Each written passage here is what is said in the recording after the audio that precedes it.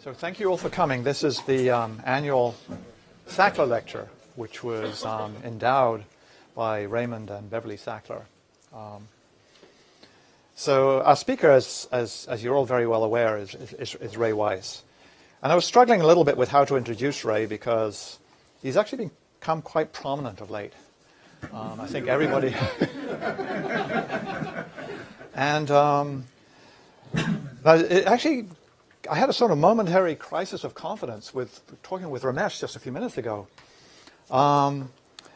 Is that actually I think most everybody in this room has been paying quite a lot of attention to LIGO, right?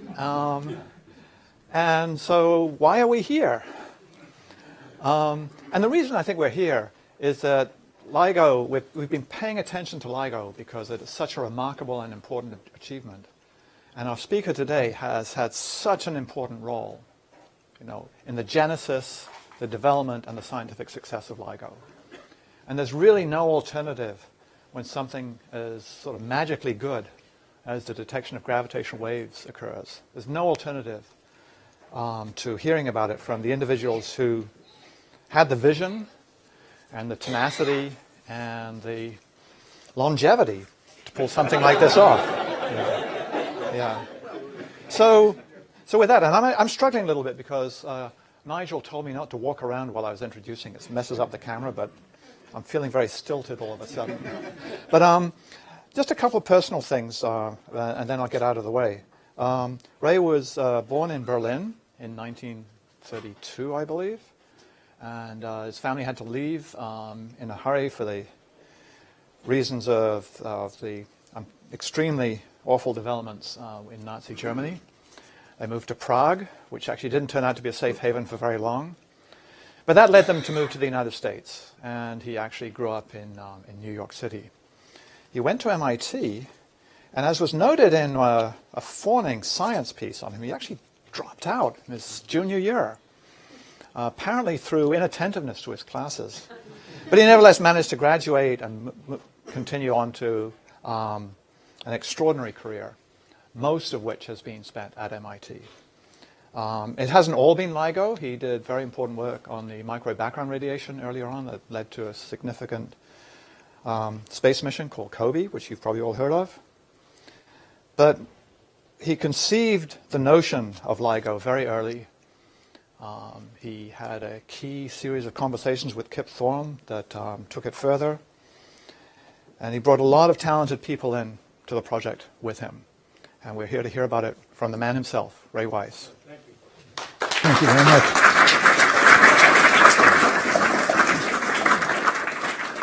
Well, first of all, thank you for having me. I mean, you already have heard some of this once, back about a year ago. And I can't help but use some of the slides I had to show you, so some of you will recognize the beginning of the talk.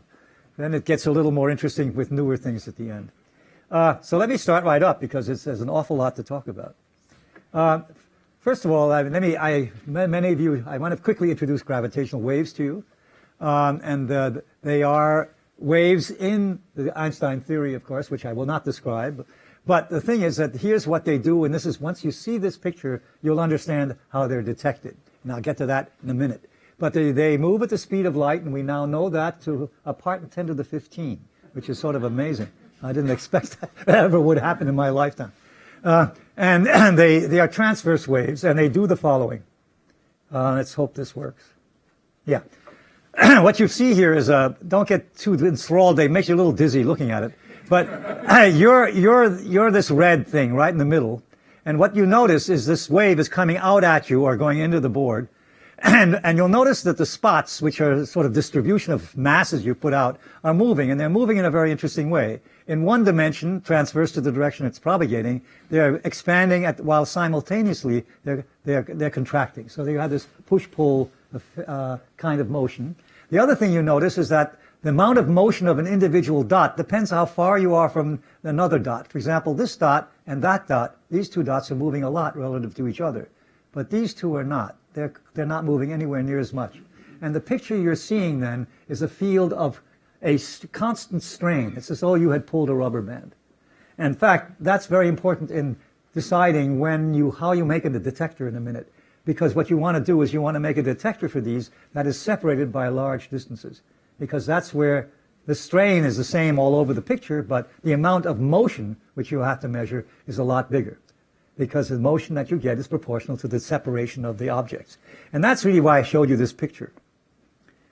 Now, Einstein in 1916, and this is a piece of history which I've talked about before, but it's so charming, you have to know it. And what it is he wrote a paper in 1916 in which he did a perturbation calculation of the field theory that he had done in 1915. And it's a one where he shows, again, that there is a perihelion advance for Mercury. He shows that the Newton is absorbed in Einstein. And he talks for the first time about gravitational waves. And in that thing, at the end of it, he makes some wonderful mistakes. That's not important. But at the end of the paper, he says something very interesting. He talks about this equation, which relates the power in the gravitational wave to motions at the source, the derivatives, really, of motions at the source. And he says, in German, you can read it here, but in English, in any case one can think of, A, that will have a practically vanishing value.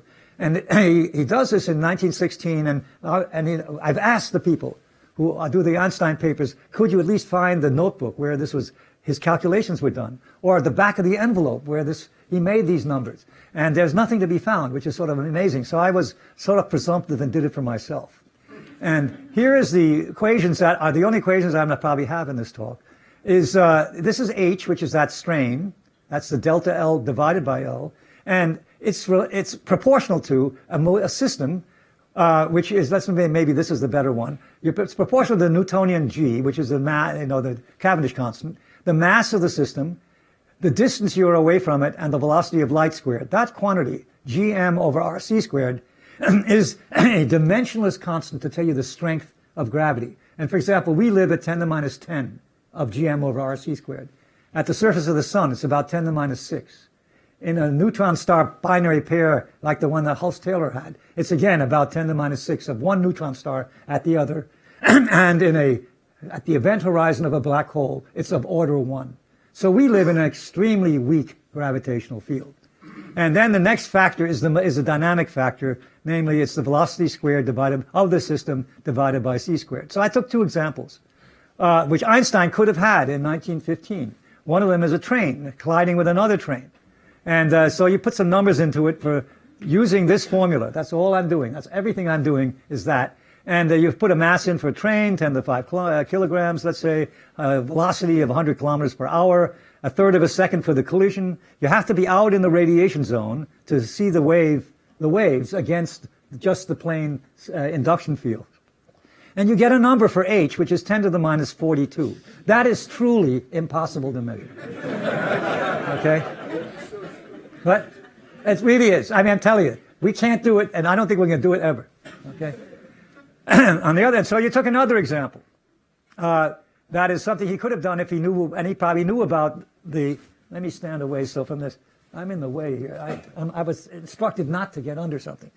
Okay. Let's take a pair of stars, a binary star system, which masses both of a solar mass, a period of a day, a distance of 10 kilolight years away, although nobody knew about the galaxy at that time.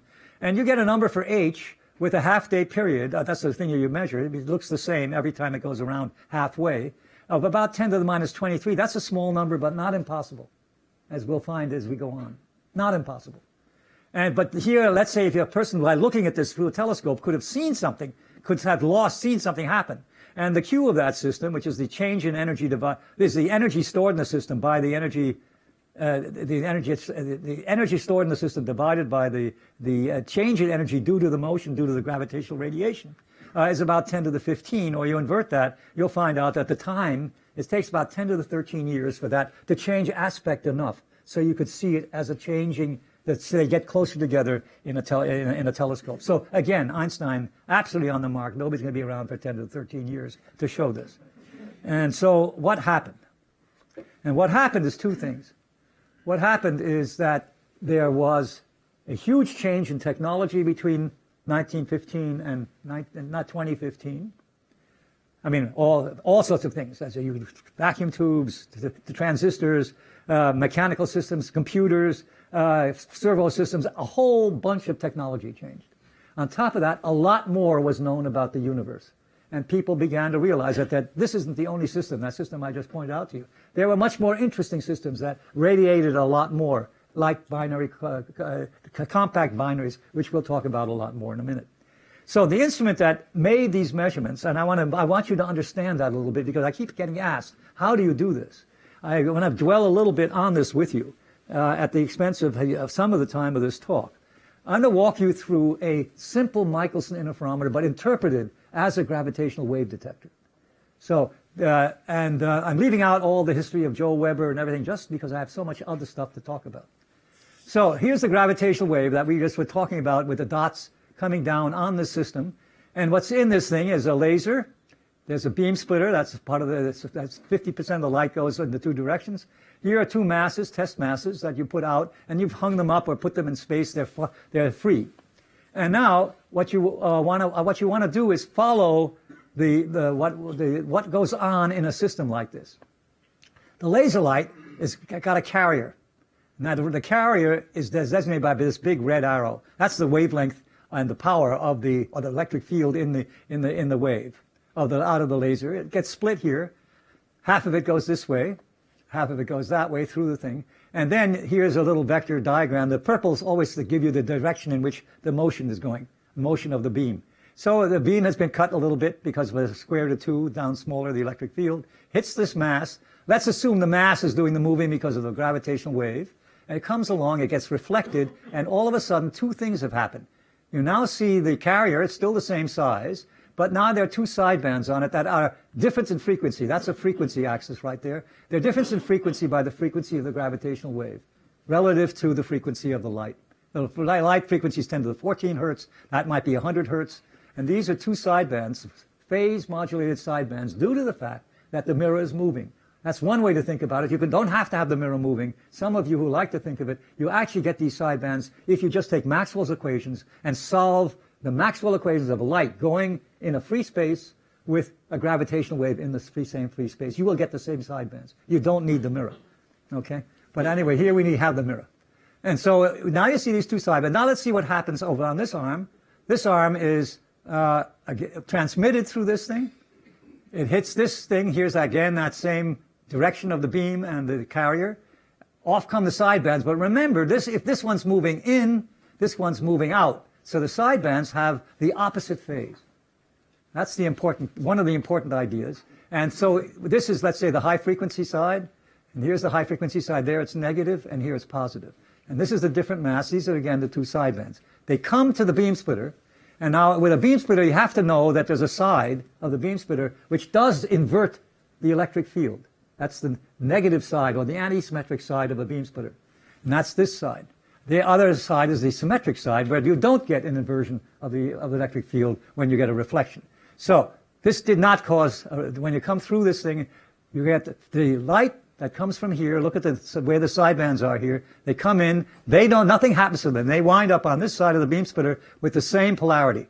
But this light that comes this way hits the negative side of the beam splitter. It gets inverted. And now you add those two up.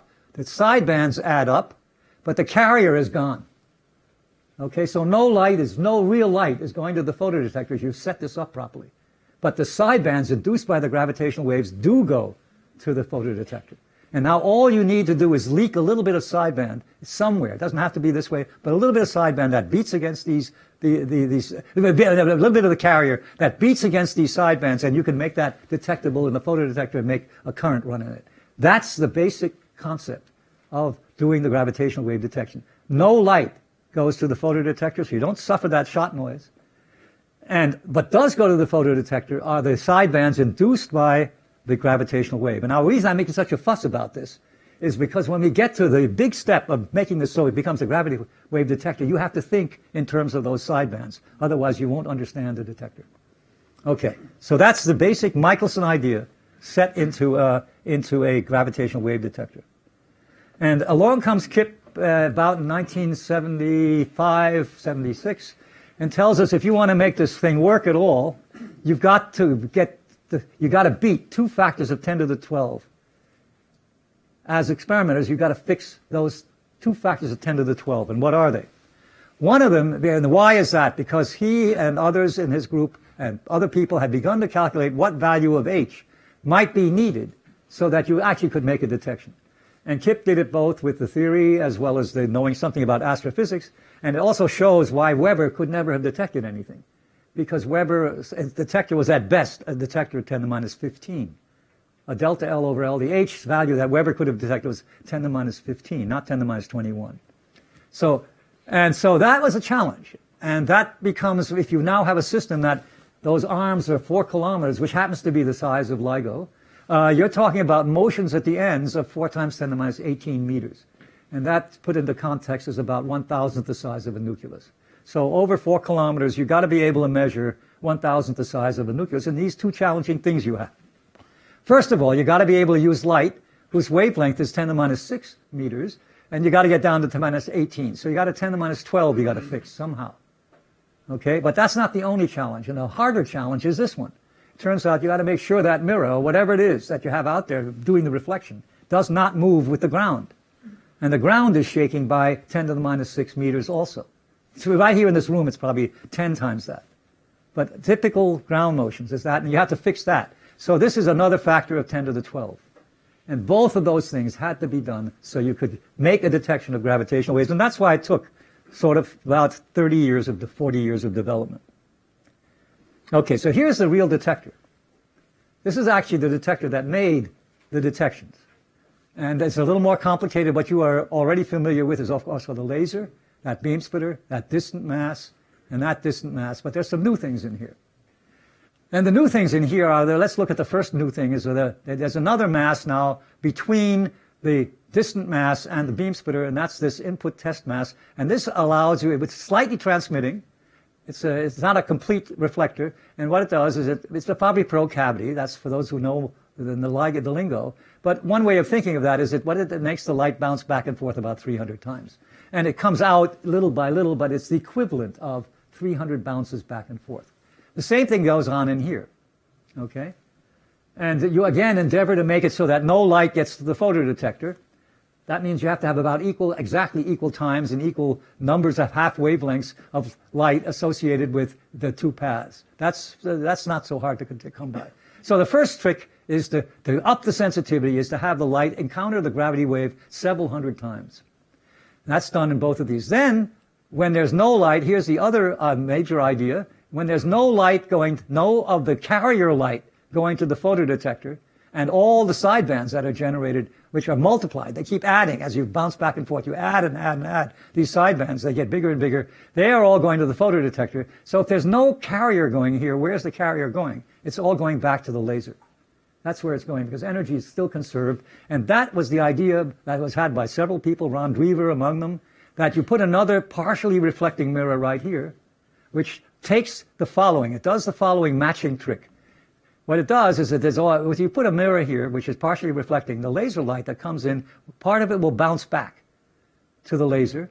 But now there's also light coming back out of the interferometer. Almost all the light that went in fact, is coming back. It's being transmitted by this. And those two beams, the one that gets reflected from the laser light, the one that comes out of the interferometer gets transmitted, those two lights can be interferometrically canceled. So no light gets back to the laser. In fact, that's quite critical that no light goes back to the laser. In RF terms, that's matching the laser to the interferometer. And now what happens is that because you've done that, you've made a resonance system out of this, and you might start here with something like 100 watts, or 10 watts, and you wind up in here with something like maybe a kilowatt of light. That is just generated because you've resonated the carrier in this thing, and that makes the sidebands grow. So that geometry was the geometry of the very first detector that was tried at the sites which did not see any gravitational waves.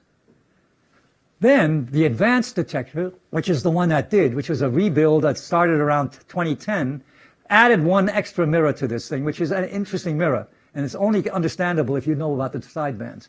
What this mirror does is since there's no carrier here, you can do something. You can take the sidebands and partially reflect them back into the system, so they get another crack at going into the gravitational wave.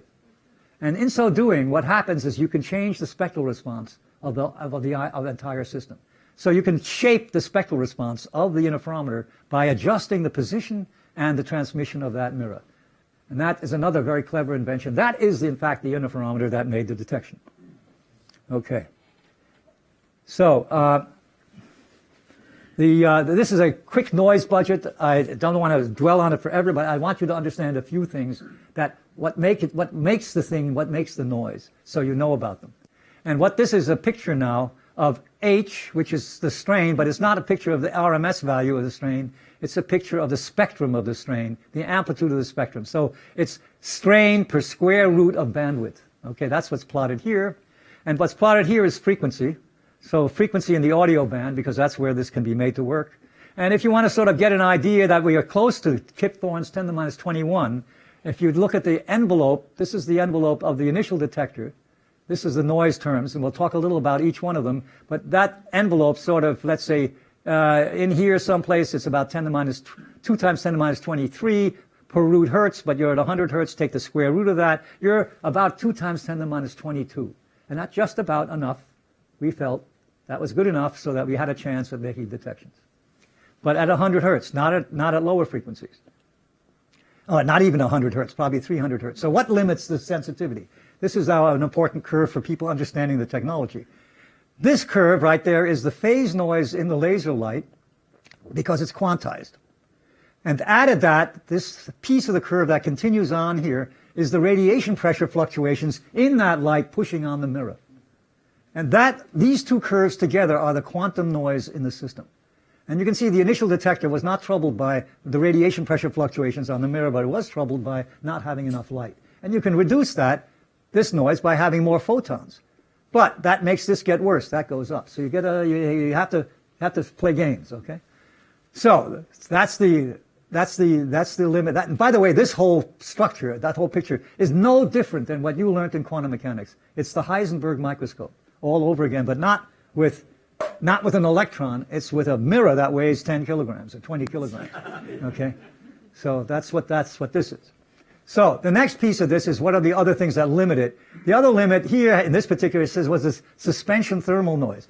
These mirrors are suspended like pendula. They are pendula. And they are driven by thermal noise at the hinges. You pump the gas away. That's not the problem. Is everything that dissipates a little bit, like the hinges, causes the system to fluctuate.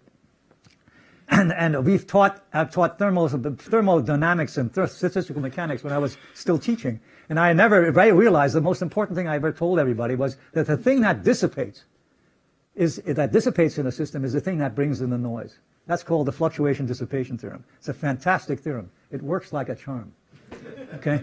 And so the thing is that this then is the fact that we haven't cooled the pendulum. We haven't got materials that are completely loss-free in this middle region. That instrument was troubled by thermal noise. And then lastly, here is the fact that the Earth is shaking. And we only did so well in that instrument with the ground noise isolation. I'll talk about that in a minute more when we get to the current detector that actually has made the detections.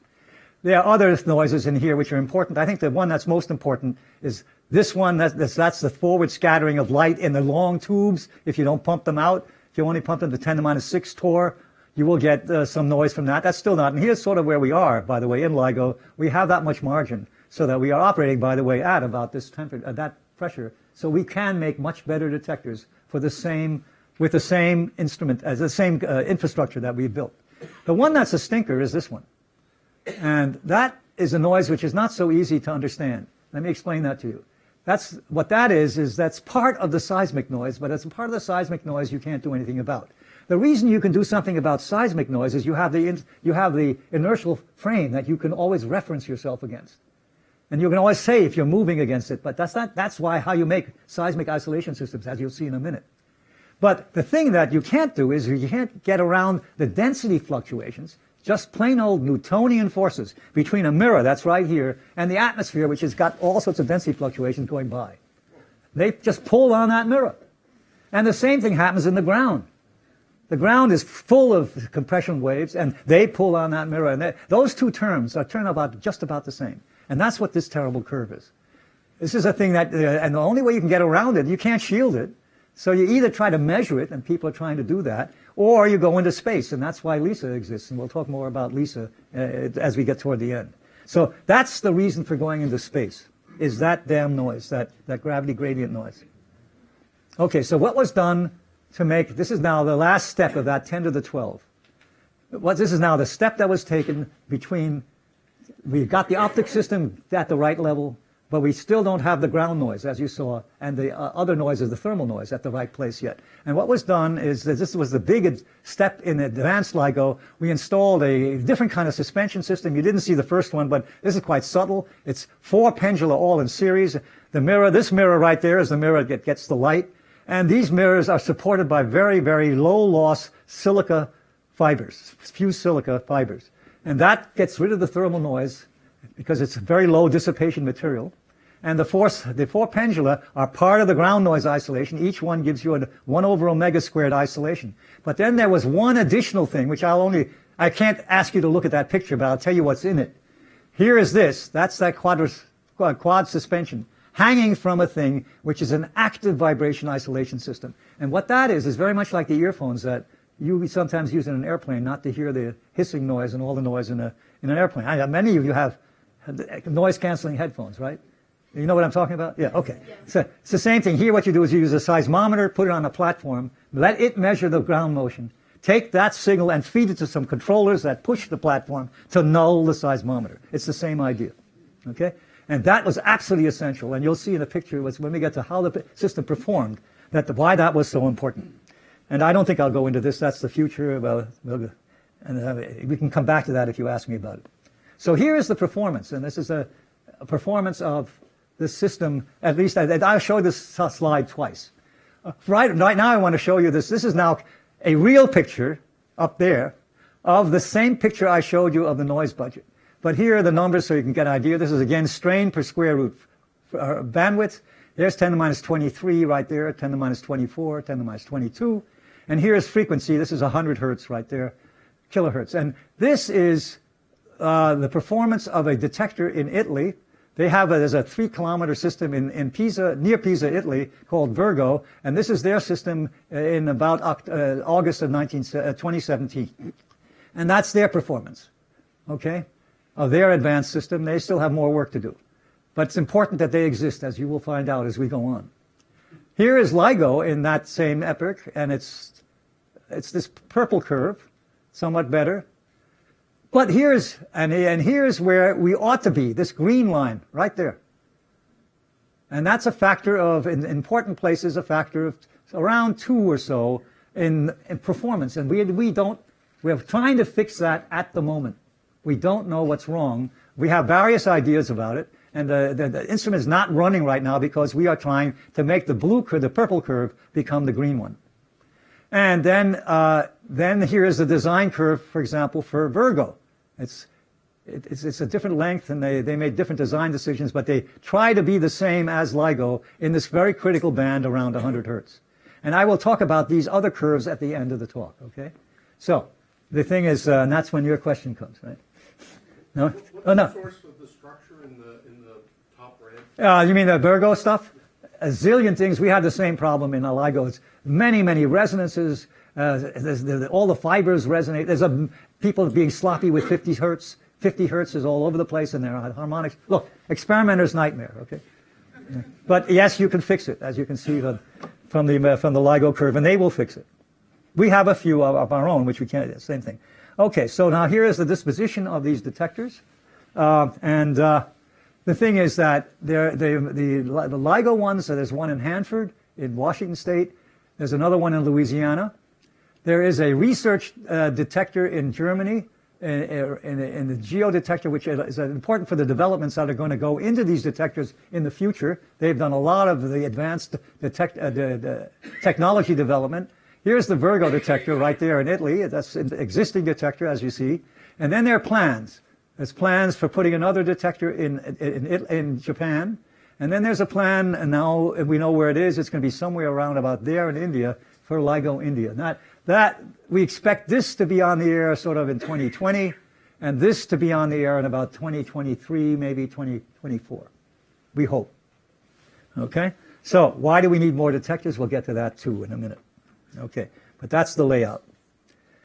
And I don't think I want to show you that. Let's go on. Oh, well, now it's going. So it's have a 1 minute picture of LIGO. This is the Hanford site, and this is the Livingston site. It's green there, the trees, and then here, this is the beam tube that is that all stainless steel thing, and then there are people working on laser tables just like they would in your lab, in a lab here, and this is the control room for the whole instrument. This is all these pictures come from Livingston. I mean, all the pictures of the control room and the labs. Okay, so let me now go on to the detections. Yeah, okay.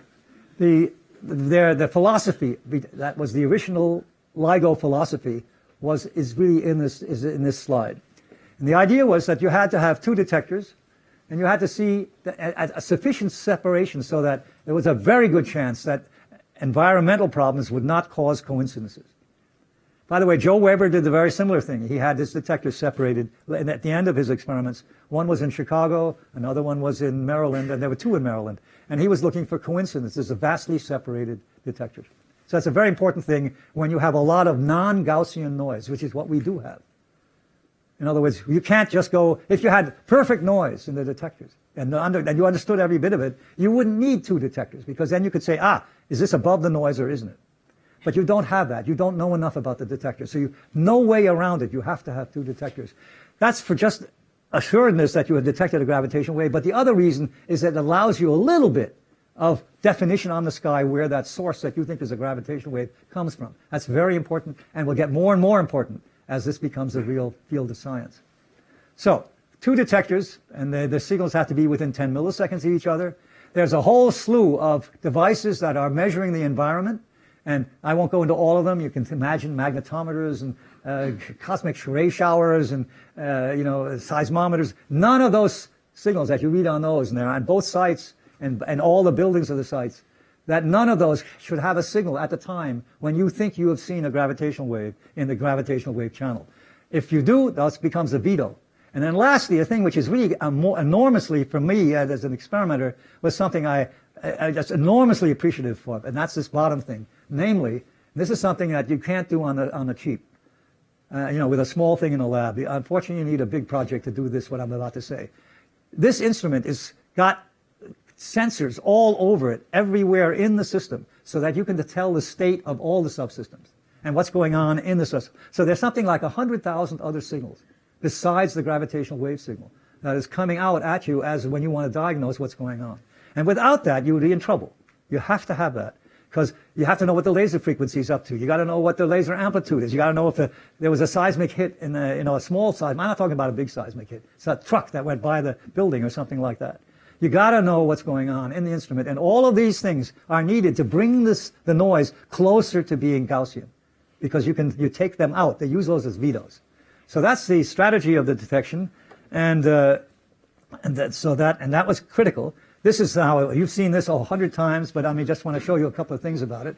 This is the first detection. This is the signal in Hanford. This is a signal in Livingston. This was, the time here is it's down here, it's 0.2 seconds, about, that's all. And then this is now, you can see the strain. It doesn't, 10 to the minus 21. Kip was right on the money. There's 1 times 10 to the minus 21, and that's just about the peak in that signal. Sort of amazing. And so what happened is, this is now, we later, as you'll see in a picture, diagnosed what it was, but we saw this, very much the same. Here they're superposed on each other. The same signal at Hanford and Livingston. Here's a model of the signal. I don't like that model, but it's a model, what you're seeing here is a residual. By the way, that residual got us into trouble with some people in Denmark. It's not a complete residual. Let's not worry about it. We screwed up. And it's not, never mind. You can ask me about that in the questions. But the important thing about this picture that you're seeing here has been filtered by a thing. That's what I wanted you to, why I want to show it to you. It's been filtered it's as straight as coming out of the apparatus. There's no real signal processing going on here. It was a huge signal. But what was done is you reduce the bass response a little bit, like you do in an audio system, and you reduce the treble response a little bit. That's what this curve is. And so if you want to really see what this looks like, as you'll see in the next picture, it doesn't look quite the way the theory would have it, and this is what the theory looks like for real when you take that filter out. And here then is, in fact, what we think we saw. We saw a pair of black holes. This is the signal, and then in it is a numerical relativity model of it. And this is a eventual coming to a collision, making a new black hole, and then this new black hole is bigger, but and I think it's not quite twice the mass, as you'll see in a minute. And there's some sort of magical numbers that go with this. For example, one of the magical numbers is the relative velocity of these guys.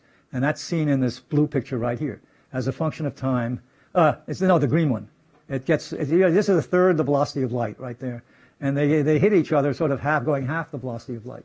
I mean, these are things that weigh 30 solar masses. This is not a particle accelerator. This is okay. And so that was quite a thing. And then, all right. And the separation, okay. So this was the beginning, and we didn't believe it. And you can ask me about what we didn't like about it, but we didn't believe it. But I want to tell you a little about how the data is analyzed so that you can see it. And there are two methods that are the way it's done. This, along with other signals that we saw, are done by two types of methods. One method was to cross-correlate the two detectors, just simply cross-correlate them with some filtering. So one detector acts as a mask for the other detector. That's what this does. And I don't think I'll make this, but you got then this is a signal to noise in effect, and this is a probability that you see something. And here is this event that we've just been seeing a picture of. It stands way out above all the noise. That's from the two detectors, but you don't see anything else in it. You only see that thing. If you now do a different technique, and I'm not going to make that animation go because I don't want to take the time unless you demand it of me, is that if you now do the following, which is a completely different process. It's a process where you take a known signal, a known theoretical signal, and cross-correlate it against the signal in the detector. In other words, you have a clean signal which may be wrong, but it's clean. It doesn't have noise on it that is this random noise. And multiply it with the signal, and then take the cross-correlation. You do that, and you have many, many, many such templates. Probably 10,000 templates, all with different masses, different spins, all different parameters. And you do that, it's a very intensive computing calculation. You wind up with a picture that looks like this. This is the same data, and there's a background, and then you see that event, but you saw some others too, which you couldn't see in the other one, because the signal noise is not that good when you do it with two noisy systems, which are the two detectors. So this is clearly the preferred method if you know what you're looking for. Okay? If you don't know what you're looking for, you've got to use the other method. Okay. So, and now I get to some things that you may not know. We saw one of the other signals is this one. For example, here's the same plot for this. You can always tell the way it works. This is the month. That's the day of the month, and that's the year. So this was January 4th of 2017. We saw this signal. By the way, I didn't tell you what this was. These are frequency curves. That was true in the other one too, but it's the way you can quickly get a picture in the control room of what's going on. This is hertz. Frequency, that's 30 hertz, 500 hertz, and that's time. And this is the colors tell you how intense that particular frequency component is. So there are these same signals, but now in the frequency domain as a time frequency plot.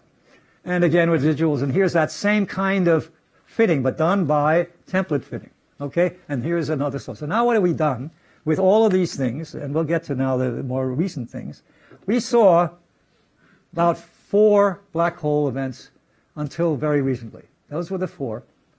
And let me just say something about the initial one. This is time, and these are strains, same as we had in the plots. You'll see they're all quite different. This is one which had 36 solar masses as one mass, 29 masses the other, losing 3 solar masses into gravitational waves. These are this one here is not as well, this is not as good a signal. This is at least 6 or 5 sigma signal, so are all these others. This one is a 3 or 3.5 sigma signal. We're not as sure of it. It's a lighter system, 23 solar masses, 13, same loss, and I won't go into all the others. But I wanted to just point something out to you, which is this little calculation, which is kind of fun to make. And that is, suppose you had taken when you solve for this, you can solve for the distance of the source. Why you can do that, will come back later in a minute when we talk about the neutron star binaries. You can do that because you believe the Einstein equations. That's the reason you can do it. Because you can measure the mass, from the frequencies, you can measure the distance by knowing the amplitude the theory predicts for those masses against what you measure. You can calibrate your instrument. And so we know where the thing is. It's about 1.2 billion light years away, this thing. And I wanted to just do something to show people that it was very, very difficult to squeeze space the way I showed you in that initial slide. It's not easy. And here's a lovely calculation that shows that to you. Suppose you took this system, the 30 solar mass objects, and put it at the position of the sun. Okay? And if you did that, you would get a strain at the Earth of about 10 to the minus 6. That's zilch. Imagine just, can you feel yourself changing by 1 part in a million in length? No. You might be able to hear it, a slight click, because your ears are better than thermal noise. Your ears are just about at thermal noise. So you might have heard a click. But what went through you is unbelievable.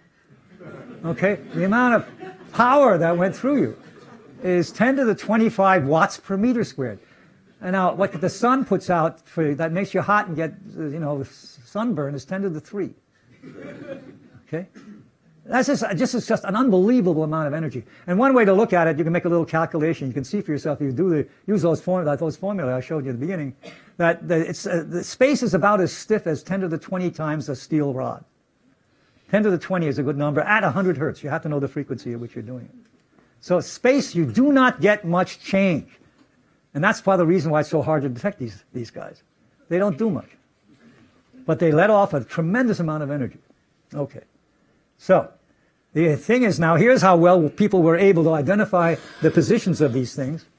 And these are, again, there are 3 of them, but it doesn't matter. This picture intends to show you that we don't have very good, this is a equatorial plot of the sky, and this is the best we could do with some of these huge bananas have in them something like 1,000 square degrees. So with those 2 detectors and trying to tell an astronomer where to look was not an easy thing, and they just sort of laughed at you, I know. Okay.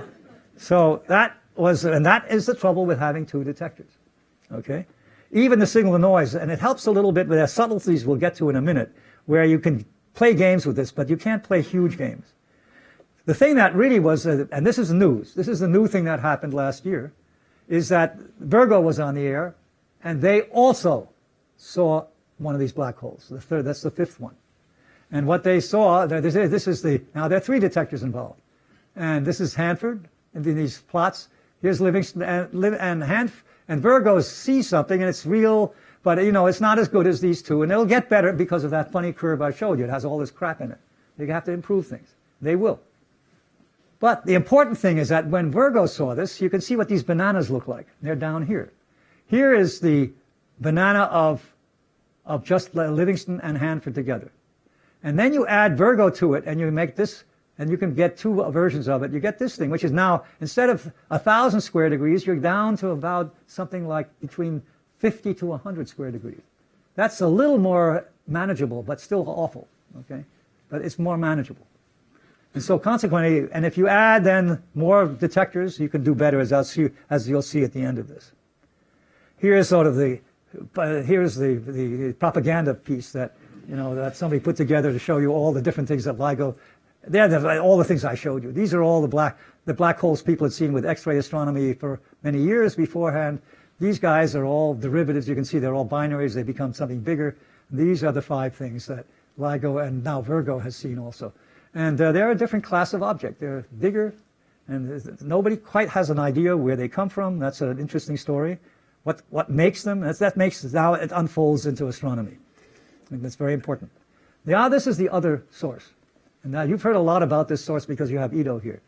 And this is a source which there's nothing wrong with it. I'm just saying that he's a very good proponent for this. And but this was the thing that threw us for a loop. In the same month that Virgo was on the air, we saw this. This is the chirp, and this is the chirp in one of the detectors. And you can see this is now the same plot, frequency versus time, and it's much longer. I mean, this whole thing is 10 seconds at least, and it's changing frequency neatly, completely the way people predicted from a neutron star binary. We don't see the end of it. Our detector craps out right about at that frequency, sort of not at high frequencies. We don't get it yet. We have to improve things. And what you see above this is, for example, this is the most important one. You see a gamma ray output from the Fermi satellite.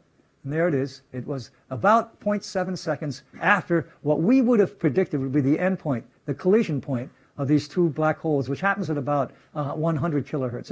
1 kilohertz. It's sort of right where that black line goes. And so at this 0.7 seconds. And these are other detectors. This is another detector that was on Fermi. This is a completely separate X-ray detector that also saw something, but the most convincing one is that. And that was not known. We didn't, none of us knew any of this. Nobody, and we didn't put out a telegram. We didn't immediately put out a telegram to our electromagnetic collaborators because of this. What happened is that all the hardware and the software we had written that looks for coincidences between the two sites had been foxed by not being smart enough. Because this is the signal that was in Livingston.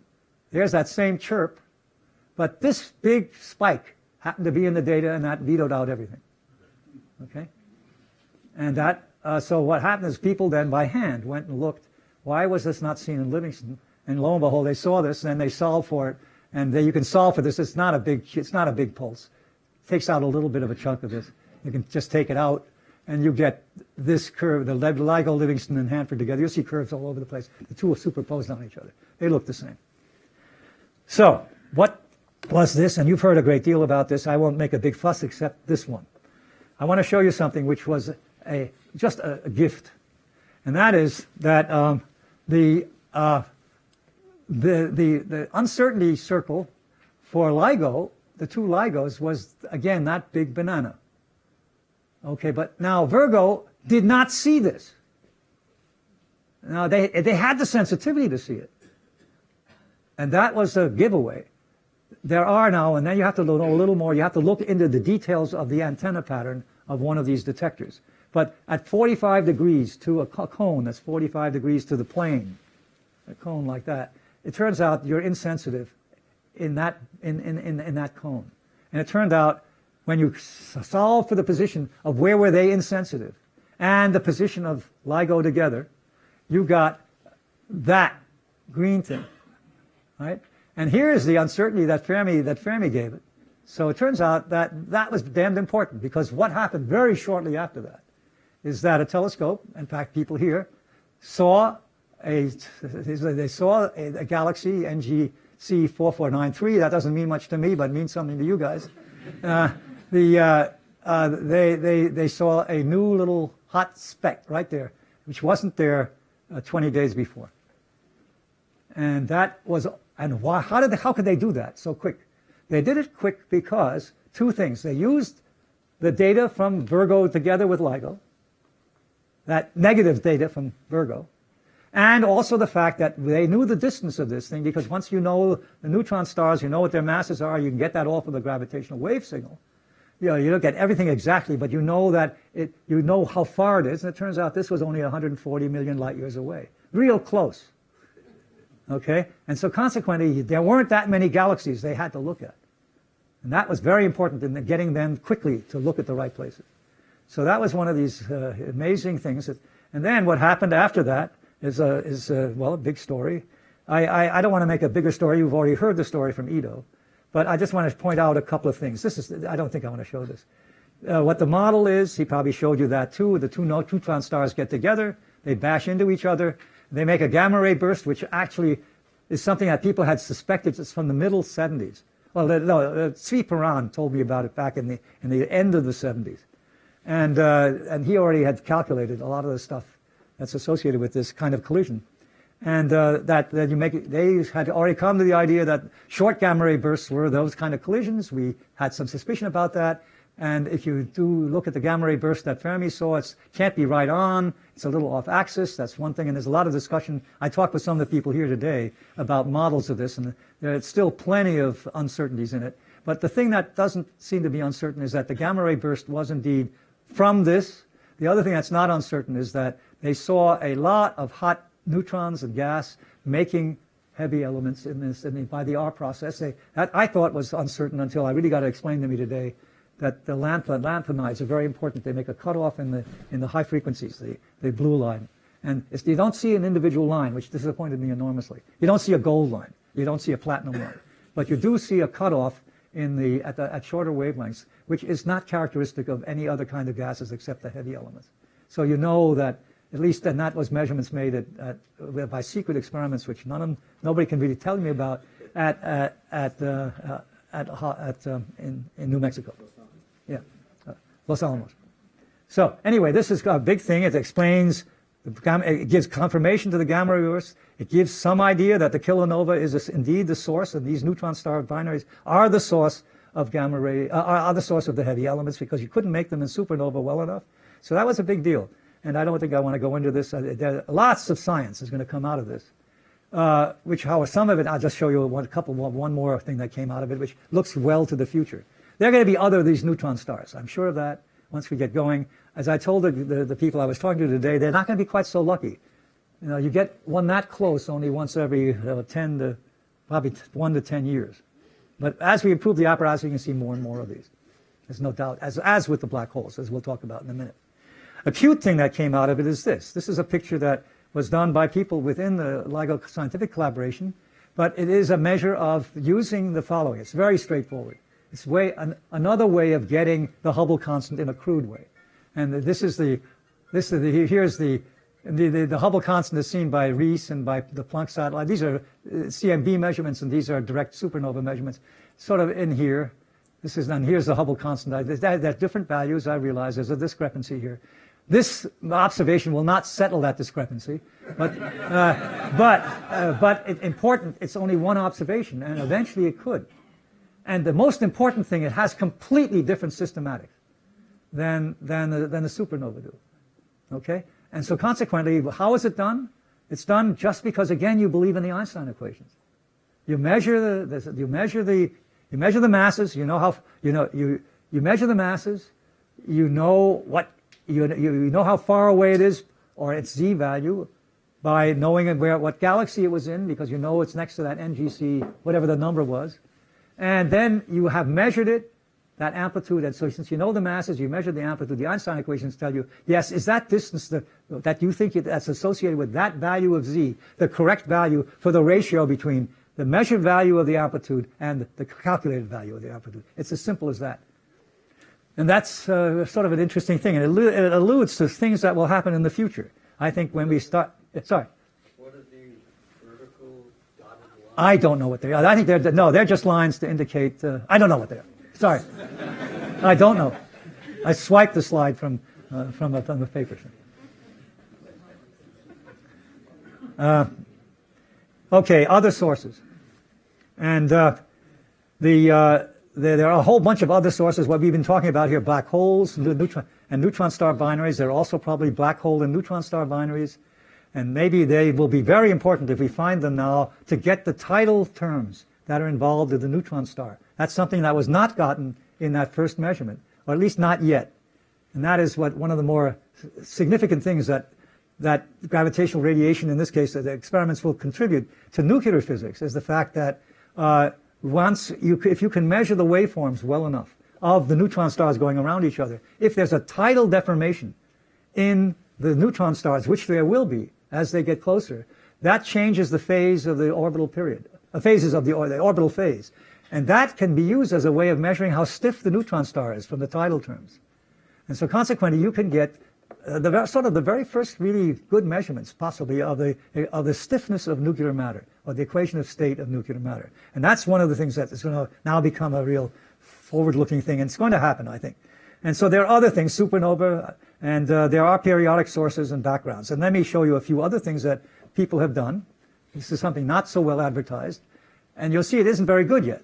This is people looking for CW sources, constant wave sources. Imagine, in this case, pulsars, which might have a bump on them, or pulsars that are an angle relative to, whose magnetic moment is an angle to their spin, for example.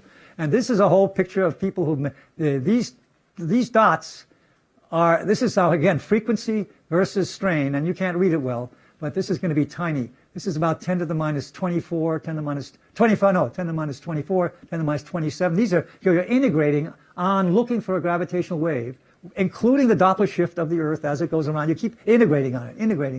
And that's a very different search than a burst search, okay? And what you do is, this has been done, and some of these pulsars have come to the point where they have no signal. There's no signal in this. But these are the spin down amplitudes you would have. And if the H value you get from them is determined entirely by the spin down of the pulsar, are these little triangles. And there are a few places here where the measurements now have gotten to that point. It's this one and that one. They now at least have gotten to the point that the spin down is probably not due to gravitational waves. Of course, all of you guys knew that already. But it's an interesting thing. This research will continue forever. And people will continue doing this better and better. But the idea of looking for a CW source has been a long-held ambition within the people doing the work in the LIGO scientific collaboration. This thing on the right is a slightly different version of that. I tend to call this the CW radiometer search. It's a different way of looking. Again, nothing has been found. Don't get excited. But what it is, it's a search that does the following. You can also, it's a matter of data processing. You can always take the same point in the sky. And if here you have these two detectors. You can also do it in one detector, but two detectors are better. And you can always say when the signal is maximum for that point, co-add, or every time you look at that region of the sky, co-add those points and refer them to another point. Okay, so you have, it's like a differential radiometer experiment. And you can keep co-adding them and do better and better and effectively make a sky map of gravitational wave intensity. And that's what the people are trying to do here. And they've gotten pretty good. They're getting better. They're getting down. Nothing's been seen, but they're now down to an H value of about 10 to the minus 25, something like that. Again, these are because you co-add many, many, many pieces of data. The other thing is the stochastic background. I wish we could say it for the thing that is the Big Bang. I don't think we have much hope for that with this instrument. But unless there's something really very crazy about it. But this is a different kind of, this is like a stochastic background that comes from unresolved black holes all over the galaxy. All over the universe, excuse me, not the galaxy. And so here's a plot of, this is the frequency of detection versus the amount of gravitational wave energy relative to closure density. That's the way people like to write it. And these are for different distributions of black holes, different masses, some 50. These are these different curves down here, and this is the stellar distribution of black holes. And right now, this is the curve that would allow you to look with this detector at seeing if you could see that background, that foreground background. Okay, and that's an active piece of research too. What is the noise, the gravitational wave noise that's coming in? A lot of effort into that. Last thing I want to tell you about is again the future, and we've seen this plot before, but this plot had to do with showing you a little bit how the position in the sky improves as you add more detectors, and that's what this is. This is it's a sequence that runs from there to there to there, improving the detectors, but only having 3 of them: Hanford, Livingston, and Virgo.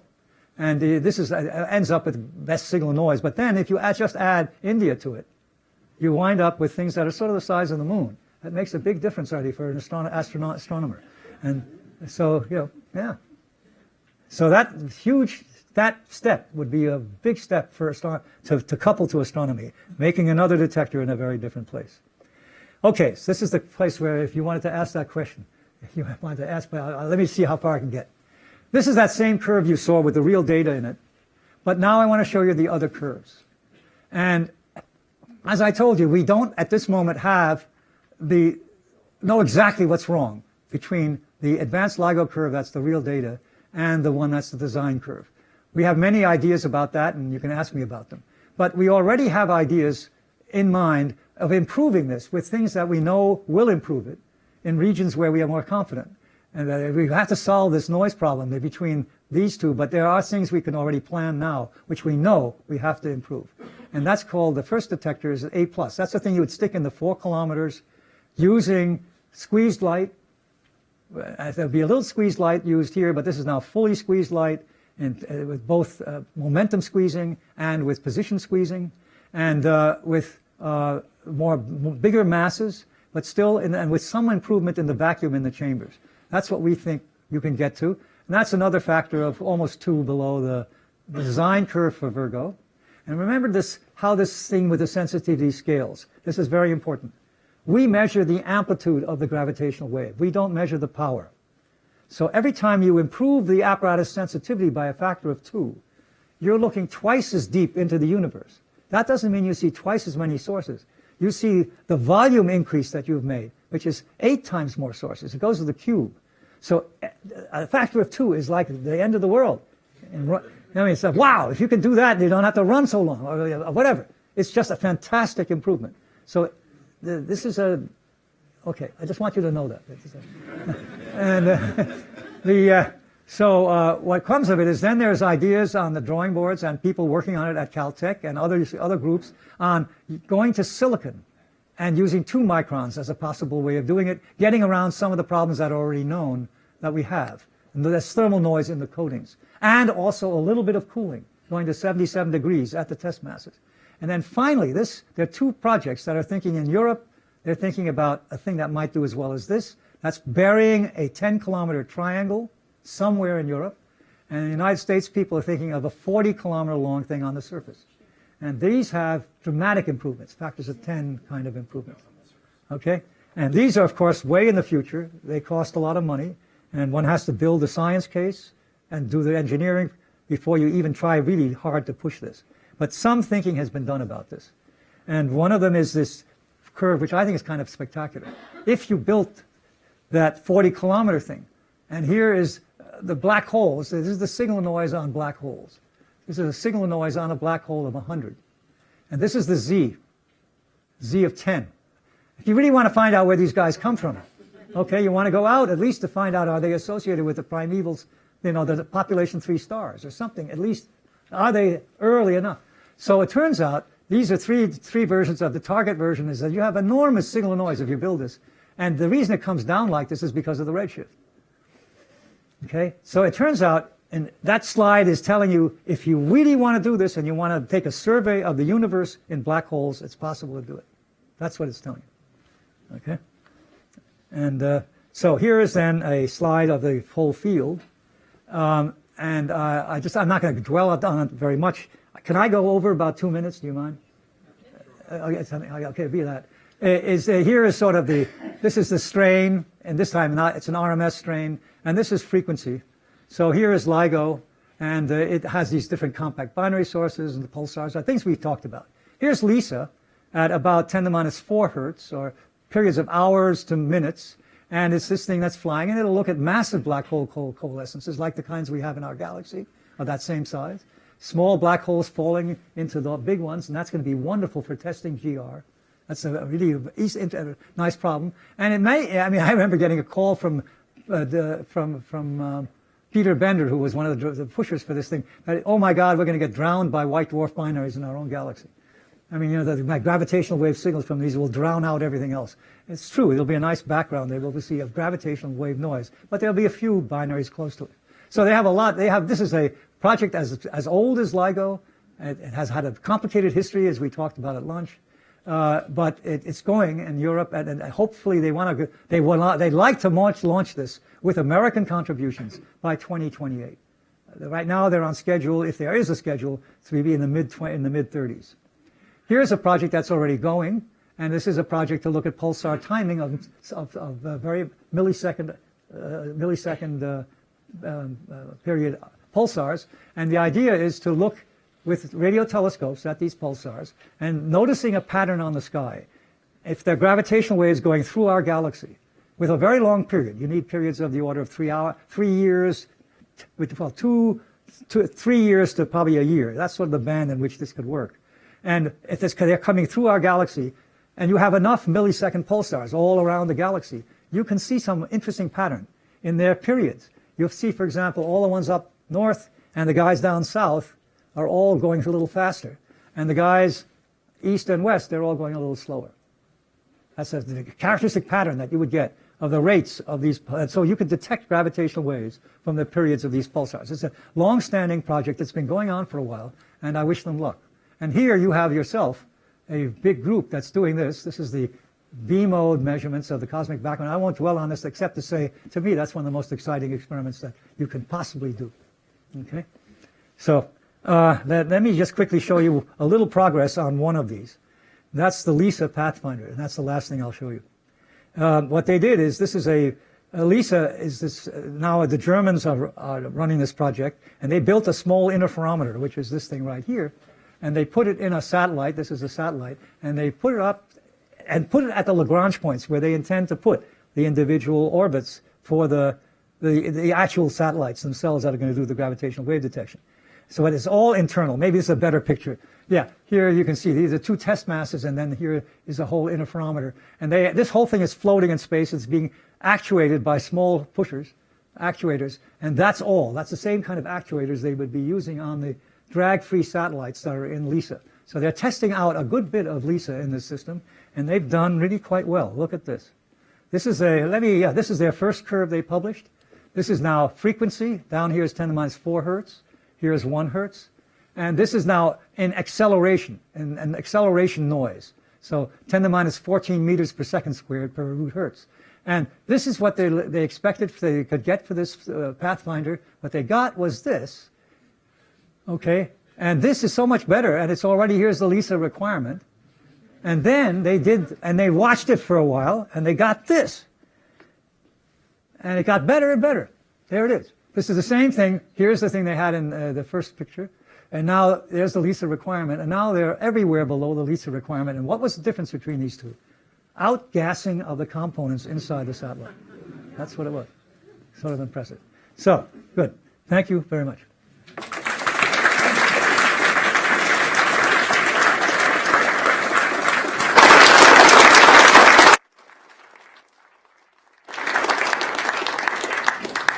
So the talk is now open for questions. Yeah, I got to see. That's good. Thank you. How do you tell the difference between a stochastic background and a systematic noise for all detectors? That's not easy. And you're right, that's not easy at all. In fact,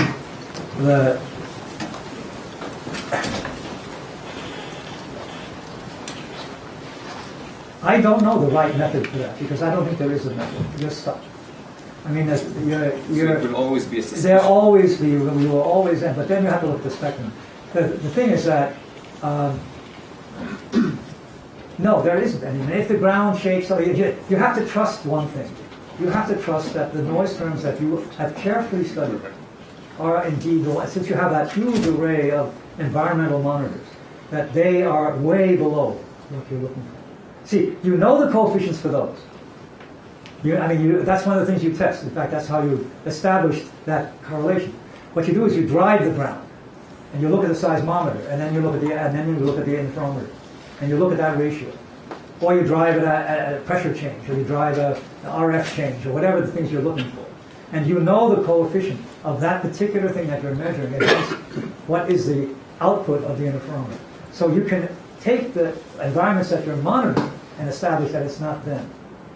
But you can't do it for things you don't know about. I think that's right what I'm saying. Yeah. Because it's isotropic. That's the thing. That's right. If there was an anisotropy, that's There is a another. dipole, but it's Yeah. If there's a dipole, well, look for it. 10 to the minus. Yeah. But I'm not talking about the CMB. No. I don't think we can do that yet. I mean, that's a space mission environment. I think Gary. Lagging only slightly behind the technical tour de force that you just described today is the miracle of keeping this project going for 40 years Right. in a government funding agency. And I was really happy to hear that Avi asked you about that at lunch. And you alluded to the role that Richard Isaacson played. Right. But I wonder if you could expand on it a bit, because I know there were a lot of critics at various points, a lot of prominent naysayers. Yeah. And to me, it's just fascinating that in the short-term thinking of government agencies, that you guys were able to keep this going for 40 years. And I just wonder if you could expand Well, I'll on it. expand on it. I'm delighted to expand on it. It's a miracle, I believe. But now look at it. I'm not taking back anything I said at lunch. To me, the critical element is Richard Isaacson. Okay?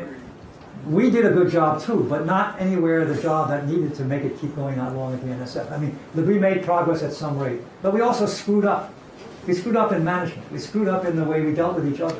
The thing almost collapsed several times because of human failure. Okay, I don't want to go into all of that, and the NSF, that makes it even more miraculous. That the NSF took this thing which looked like it was barely able to administer itself and keep it going. Okay. So, what was really what was the important thing that Isaacson did?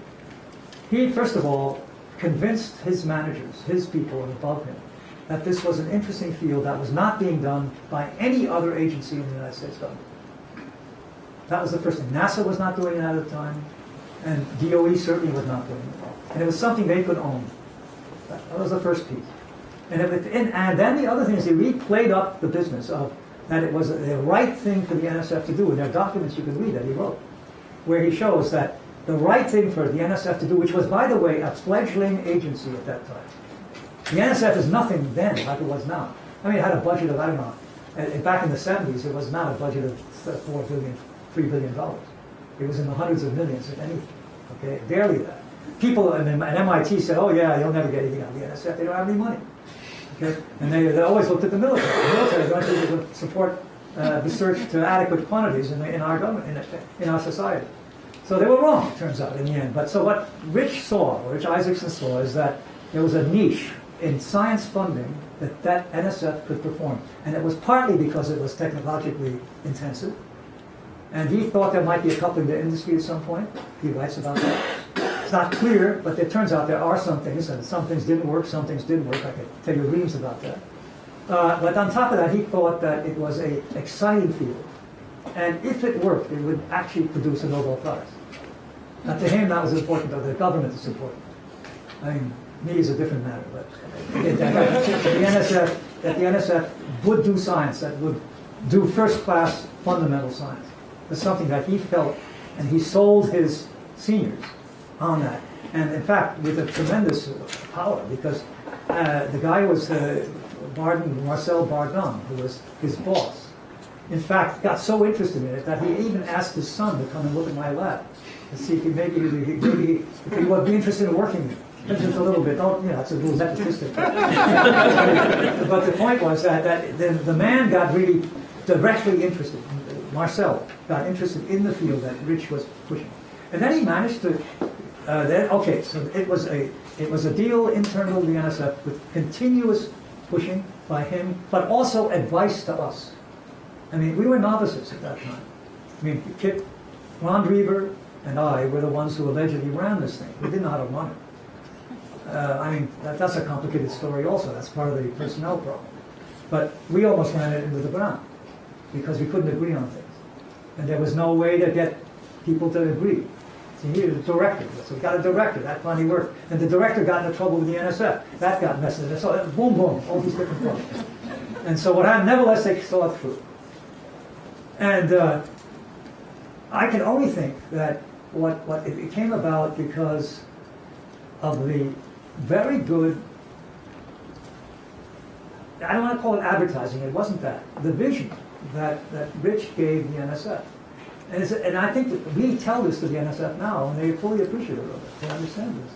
Now, can you get a project like this going again? I mean, Rich will tell you no.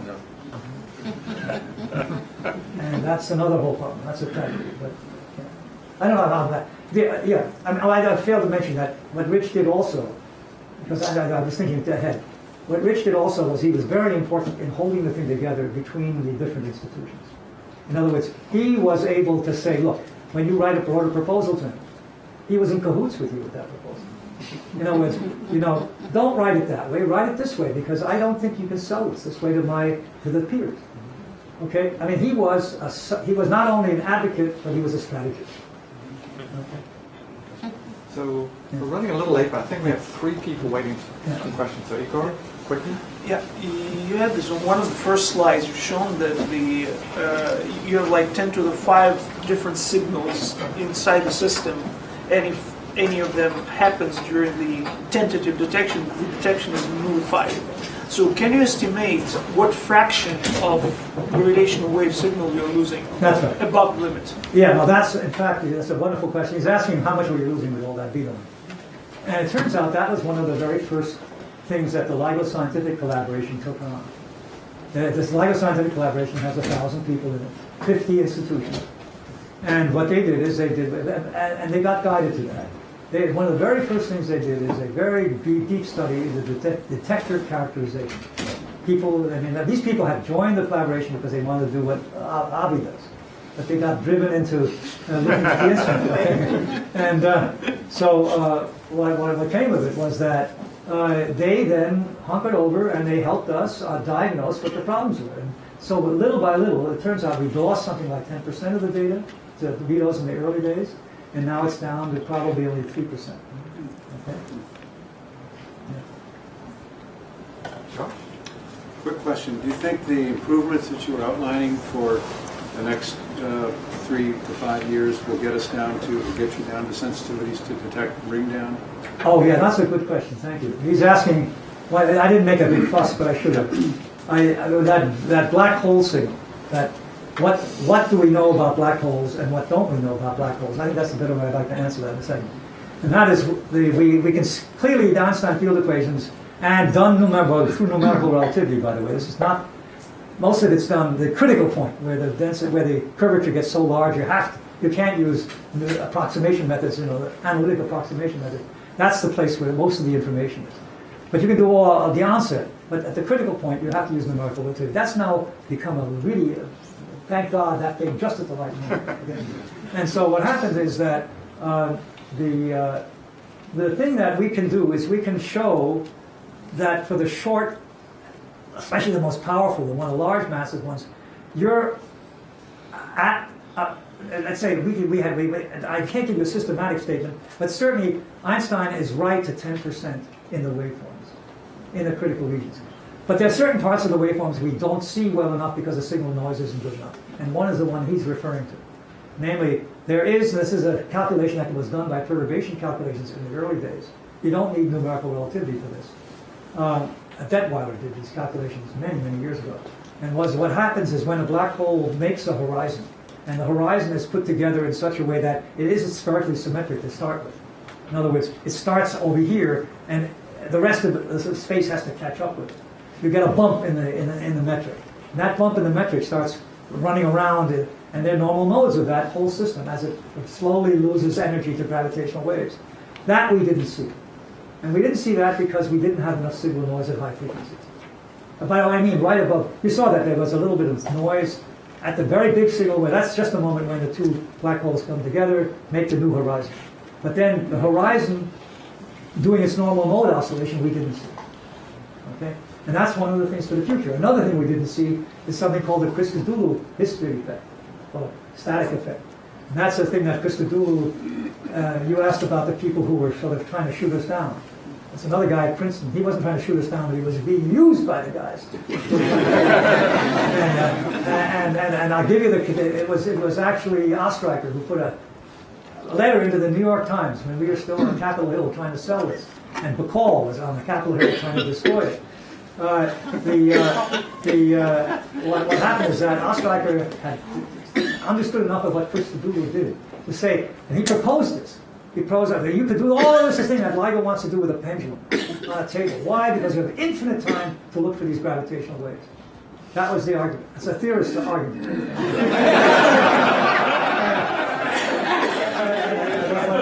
What is that effect? That effect is that there is, and that depends on the amplitude of the peak-to-peak oscillations of the gravitational wave. There's a DC effect that comes from the gravitational wave itself.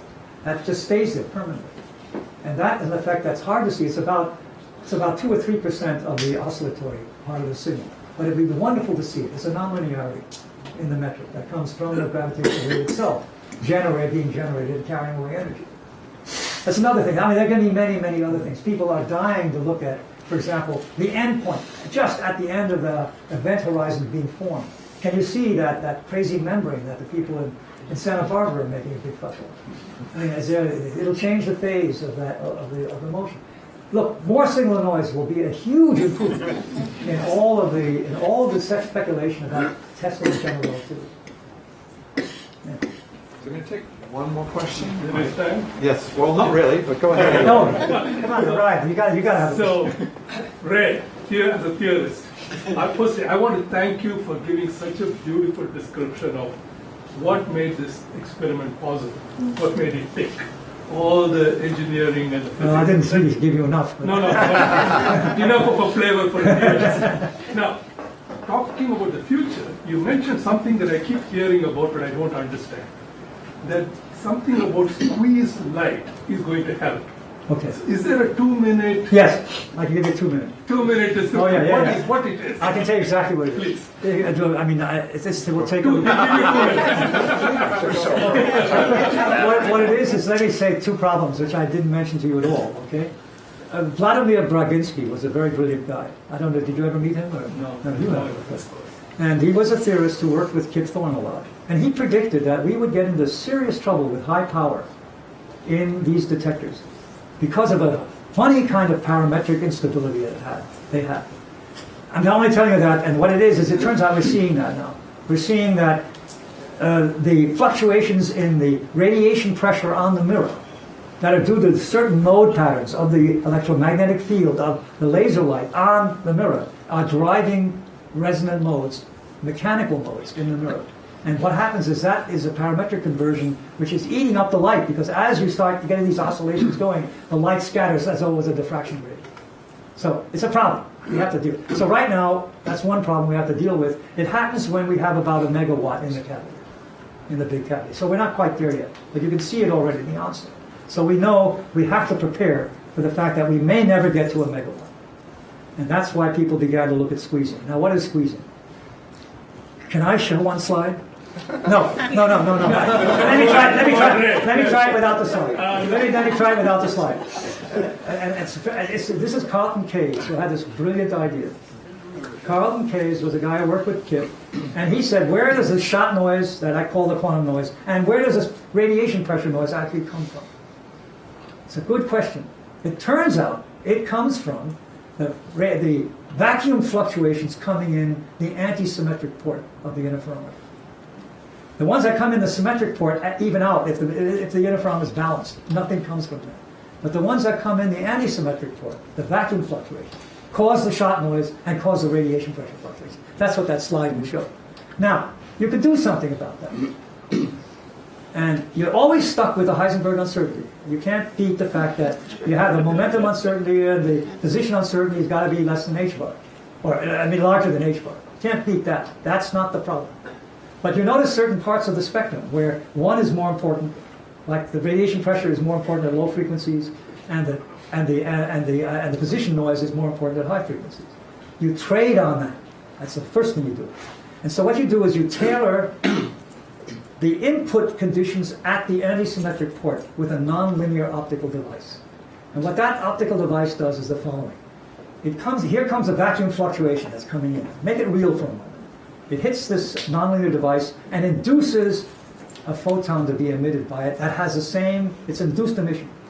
Induced emission by the vacuum fluctuation in that nonlinear medium. That induced emission has all the sidebands of the light, that's the noise, the noise is in the sidebands of the light going into the antisymmetric port from the vacuum. But you make it much cleverer than that. You make that nonlinear medium, you start it at, the input light, you make it so that it's driven at double the frequency in a way. So what you get is 2 photons for 1 photon in, both at 1 micron, let's say. And now, if you do it right, you can have, this is the basic idea, you can make it so that the induced photon is one of those pair with all the nasty properties of the vacuum, and the other one has the opposite properties of the vacuum. Okay? So you have a pair of photons that have sidebands that are noisy in amplitude. When you're at high frequencies, you can tailor that. They still satisfy the uncertainty relation, but you make them noisier at high frequencies in amplitude, but not in phase. And at low frequencies, you flip it around and make it so they're noisy in phase. Okay, do you get the idea? You've tailored the vacuum that's coming in the antisymmetric port. That's squeezed light.